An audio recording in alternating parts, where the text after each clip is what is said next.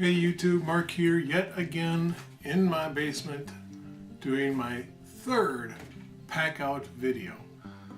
Basically this series is all about the stuff that I pack, not only for my backpacking and camping type adventures, but also my motorcycling adventures if I ever camp out during that instead of staying at a hotel. So a lot of the stuff I buy is usually heavier than most backpackers would purchase, but I think they're items that are good enough to use both ways, and I've never had a problem with them yet. This video, I'm going to cover a couple of things. One will be fire, one will be light, and the other one's going to be medical supplies. The first thing I want to talk about is going to be fire, and I usually don't have any problems starting a fire. But I've purchased a couple of things to use in case one method doesn't work. I can always fall back on a secondary or maybe a third option for starting a fire. So this is my little fire pack, my little fire bundle. It's in a Ziploc bag so the water cannot get in it. So if it's raining or something like this, the stuff's going to stay dry and usable. The only thing I'm going to replace is this right here. It's dryer lint. I thought it would work just as good as a cotton ball or something like that. But after watching a young guy on YouTube, I think his first name was Luke, for the outdoor gear review, he started using steel wool as a fire starting implement, and it seems to work really well. So I think I'm going to trash out my dryer lint, which was free, and just go with some steel wool. It seems to catch a spark very well and burn hotter than that lint pile would, or even a cotton ball. So I think I might just do that. And to go with that dryer lint, I also had some Vaseline. This was a little travel size, balm type Vaseline tube. I've even used tubes of Carmex. Same product, same things basically. There's a little bit of a medicine that they put into a Carmex that they don't put in this. This is basically straight petroleum jelly, just like you'd get in the jar. But instead of carrying a big jar around, I just carry this. It's all capped up, secured, won't get wet, stay nice and dry. Now to ignite that stuff, I went out and bought a ferrule rod and striker. This is not the big name brand, I can't even remember what the name brand was called now. But it works fairly well. It throws off a fairly nice spark. But being I'm just getting into backpacking, and I got this because of backpacking, I really have not used it in the field yet. I have not needed to start a fire in the field. So I really haven't tried it. I mean, I've done it here at home a little bit, but I've never used it out on the field. Forgot what company makes this. Coughlin. That's who makes it. This is the Coughlin striker. So the cord that came with it, it's actually this, but it was really much shorter, and it was hard to get a good strike. So I actually unraveled the cord and made it considerably longer for me to use. But yep, that's my fire starter for flint and steel. I'm going to replace the dryer lint with steel wool. And, yeah, that's my first option. And if this doesn't work,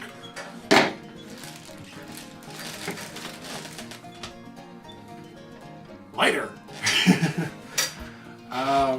Just standard Bic lighter. And if this one doesn't work, lighter.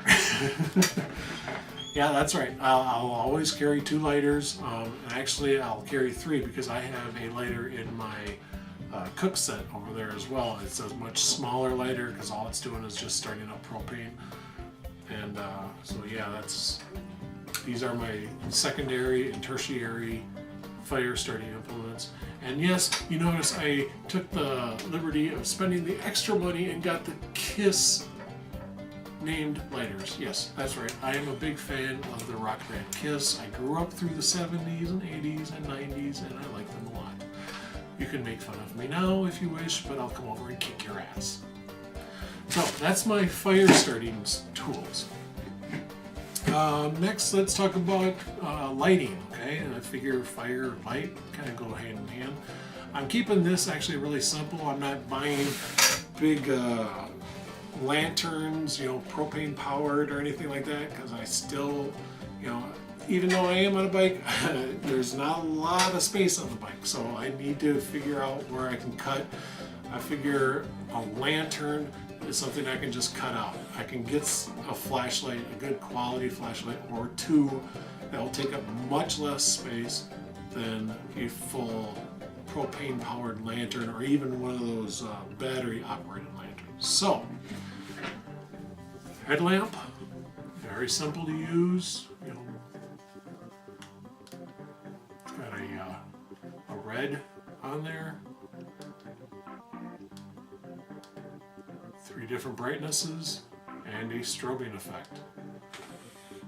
Not bad. It's actually Energizer brand. Came with a couple of batteries. I think it takes like 2 or 3 batteries. Don't remember offhand. But yeah, I used these going through the tunnel on the Monticello Ice Age Trail segment, and they worked real well. The next light that I have, this is basically my lantern. It is a flashlight. It's not super bright, but it will cast enough light to see where you're going. That is my lantern. Again, not super bright. A lot of LEDs, but not super bright. Basically, this lantern, it's not for when I'm sitting around the fire. It's for when I'm sitting in my tent. The walls will reflect a lot of the light back at me, and it actually floods out the tent with light very well. So that's the only reason I got it. It's only like $5 at the hardware store. The other reason I got it is 1, it's magnetic. That's what that little silver button is. And 2, this little yellow hook. I can actually hang this from the item bag at the top of your tent, or the pull ring, or whatever might be in your tent. You can actually hang this if you need to. The magnet, if you're at home or something like that, you can just slap it on the fridge and it's there in case your lights go out. You know where your refrigerator is, you just go and pull it off, and there's your light. Or that's your light. Now, in order to keep these little electronic things going, what do you do if you run out of batteries? Well, you got to replace them. So I also take along, again, Ziploc waterproof baggie of batteries. Now, I have gone through my items and said I don't want to carry 4, 5, 6 different types of batteries. So everything I run either takes AA or AAA, one of the 2. That's all that I'll ever carry for battery usage. My GPS runs off of AA's. The little yellow flashlight thing here, that's AA's. I believe these are AAA's. My wife has the exact same light here that take AAA's. So I've got a little bag here that I keep with extra batteries in it in case things start to run out. Okay, so that's my lighting, that's on my electrical charge, and that's all taken care of. Now, the next thing is medical. Medical covers a wide range of issues, and I figured I would start out with a basic purchased set. I did not actually purchase this. I got this as a gift from my brother. He got it for me for Christmas a couple of years ago, and thank God I've never had to use it. When he got me this, it's a beautiful case, hard shelled, but it's material lined, so it's got a very unique feel in your pack. If you need something really quick and you're digging around, because this usually sits at the bottom of your pack, and you're digging around, you can say, oh, that's it right there, and you pull it out. It came with a lot of good stuff in here, and then what most people do is you buy a good set and then you make it better. You start adding the little things that you think you'll need when you're out on the trail. And this little package had room for me to do that. I mean, I've got sting relief, I've got band-aids, gauze pads, it had bright, light sticks in here, cold compresses, it's got tongue depressors, just a lot of different things, different sizes of bandages, from those little things to bigger, and so it covered a wide range of options for me. But what it was lacking were tools. It had no little scissors, it had no tweezers or anything like that, so I put that stuff in there. It had no medical tape. It had gauze but no tape. So I put a little roll of medical tape in here. I put in some safety pins in here. I even have purchased moleskin. These are really good for when you feel your blisters starting to act up and whatnot. Put these on your blisters, help protect them, keep your feet in good shape. And my scissors and my tweezers that I threw in. So, these also have, let's see, it came with aspirin. It's got some allergy medicines.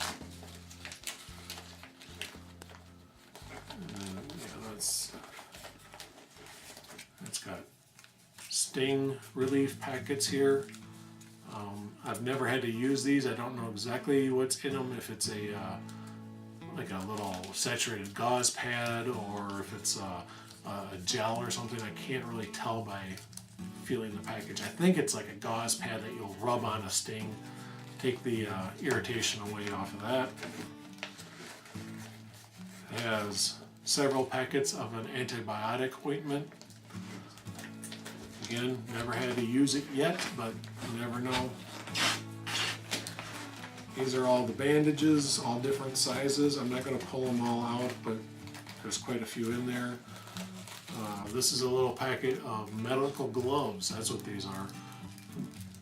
So I got medical gloves so I don't get blood on my hands if I come across somebody that's bleeding and I don't know if they've got any diseases while I'm working on them. You can't tell, so you gotta know what you're doing.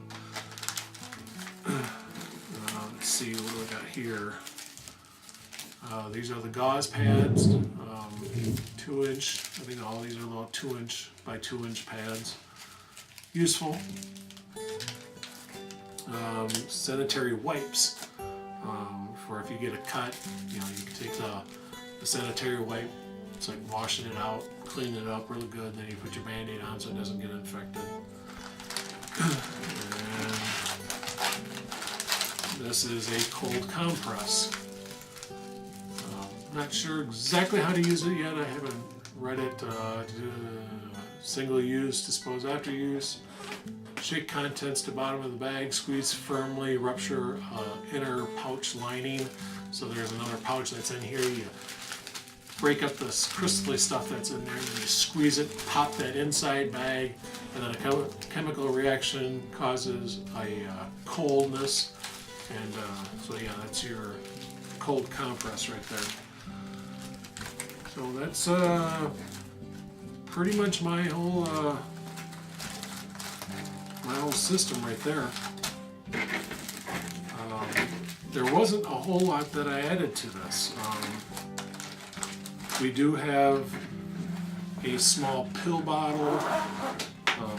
My wife takes medicine on a daily basis. She's got inhalers and pills that she has prescribed to her. I got my diabetic and blood pressure medicines that I have to take. And then there's also just ibuprofen and stuff like that for muscle aches and pains. And that's usually kept separately. We don't keep it in this because we want to be able to get to that ibuprofen and allergy medicines in a hurry. So we'll keep that usually at the top of our pack, you know, in those lids and stuff on your backpack. Something that's really accessible quick.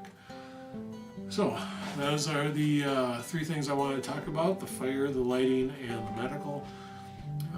Biggest thing about the medical is make sure that you buy a good starting kit and then just make it better from there. So this is Mark saying thanks for watching. Like, comment, subscribe, do whatever you want, and I'll see you on the road.